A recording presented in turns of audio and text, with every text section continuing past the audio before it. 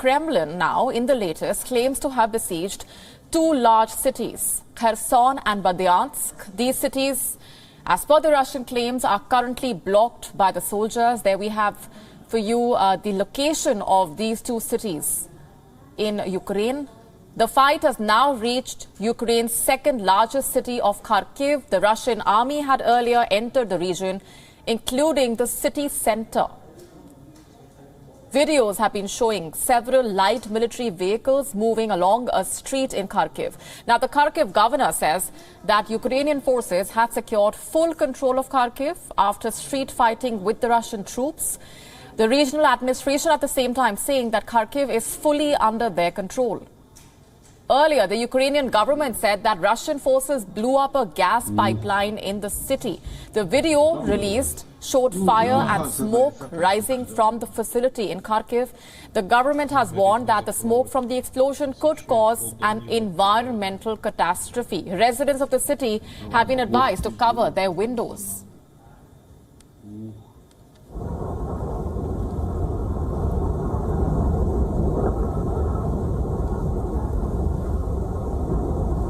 A similar attack took place in central Ukraine. Vasilkiv city is less than an hour away from the capital Kiev. Throughout the night, terrified men, women and children sought safety in their basements.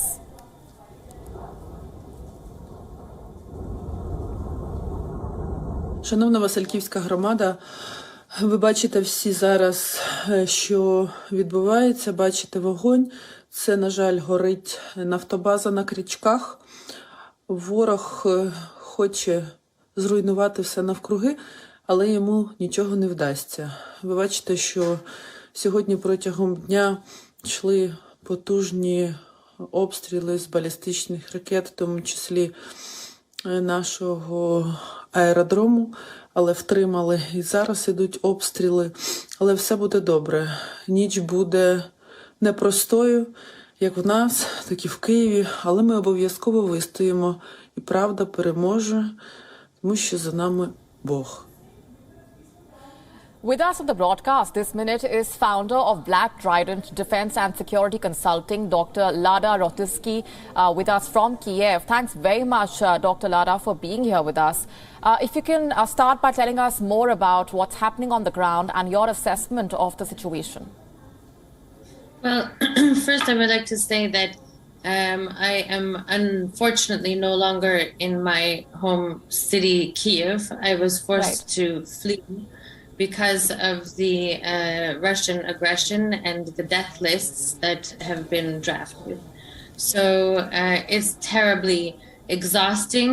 People have fled, are fleeing, hundreds of thousands of them. The morale is actually very good because this is the Ukrainians' territory and we are fighting. We need more support. It's just incredibly surreal to imagine, I mean, European cities being bombarded and attacked by Russians and Belarusians. Now, today we have more information from cities that people are starting to go hungry because they can't leave their homes to eat. And many people really did not believe that Russia and Belarus would be attacking. What is extremely important and very dangerous is to this point, it's just been called a Russian aggression. Whereas we know that Russia was using and continues to use Belarusian territory to the north. Now we're waiting for the so-called and self-appointed leadership of Belarus to announce its own war against Ukraine. And this has very serious implications because it means that Belarusian armed forces are going to be used against us, in addition to the Russian forces that have been aligned all along the 1,085 kilometers to the north of the Ukrainian Belarusian territory. Very disturbingly, I believe that there will be a provocation to a sort of religious war and jihad due to the really ridiculous and pathetic speech that was given by Ramzan Kadyrov last night. As we know, he is Putin's puppet, and controlling the Chechen territory, and massive abuses of human rights have been going on there for decades. They announced that 12,000 armed, trained Chechens are going to free and liberate Ukraine and return their rightful territory to the Chechens, which is completely absurd.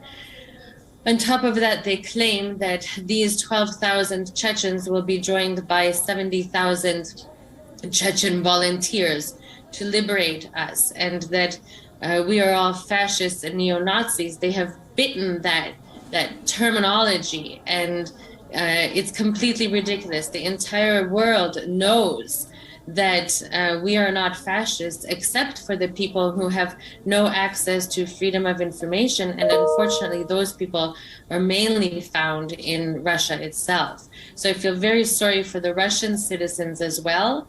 They're very confused. And at this time, we just really need solidarity. And God, heaven forbid that people really start starving here. It's dangerous, it's frightening, but people are united, and we shall overcome, and we shall build a beautiful, better world when this is all over, and Putin and the Kremlin and Moscow will be very sorry. Dr. Lada, what do you make of the Russian proposal for talks with Ukraine while carrying out a full-scale invasion of the country? The talks were proposed to be held in Belarus. Kiev has rejected the offer, saying that talks cannot be held there since Belarus is a staging ground for the attack in Ukraine, and has suggested alternative venues. But what are your expectations at this point? How optimistic are you that the talks will be held and will yield a positive outcome for Ukraine? Well, it sounds like having a marriage proposal while being raped. It's not possible. What type of peace talks are possible during this dreadful violence and bombing and destruction of life and critical infrastructure by the aggressor? We really need to have the international global community. This is not East-West. This is a global issue, to provide a neutral place for discussion, and where we can really have an open, free, and transparent discussion in which Ukraine is not the subject. It is can no longer be treated as a subject. It is an object, and people and animals are dying. Nature is being killed. Right. Speaking of which, the support, the sanctions that have been coming in from the West, the United States, what do you make of their impact, and to what extent will they be able to deter Russia any further?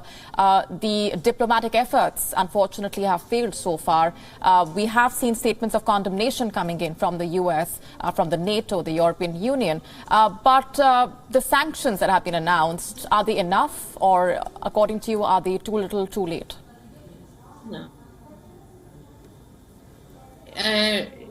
It's a good start, too late, not enough.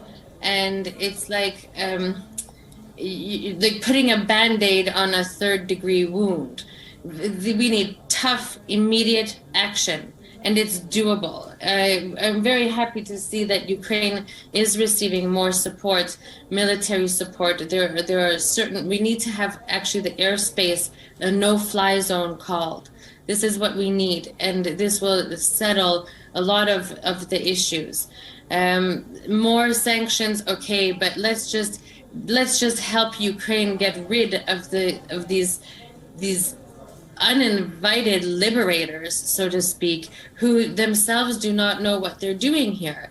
We've been seeing a lot of videos of the Russian armed forces that had been captured, and they're saying, really, we don't know what we're doing here. We were told that you were attacking us, which is, of course, complete nonsense. And again, a violation of Russian citizens and military servicemen's rights. So more unity based in integrity and truth, and exposing the truth. Money and economy, it will develop later. Now is the time to build a future and speak the truth and justice. Right. At the same time, we've been talking to a series of experts, and one view that has come in is that the West so far expressed complete solidarity, expressed complete support towards Ukraine. But when the time came to act, to protect Ukraine, Ukrainians were left on their own. Do you agree with that assessment? Yes, I agree with it, and there's no way I can justify it except for addressing the naivete of Western democracies. This is a result of spoiled individuals who grew up in democracies that no longer recognize or value the freedoms that they have. So there's a laziness on the one hand that too much freedom, I guess, gives them. And it's a combination of politicians who were more interested in economics and money than they were in human life and justice. And I really hope that in the future, such politicians won't be there. Even though I know everybody always, like throughout centuries and millennia, we laugh at politicians, but these ones are probably the worst I've ever seen. Right. Dr. Lada, appreciate very much your joining us with those perspectives. WION now available in your country. Download the app now. Get all the news on the move.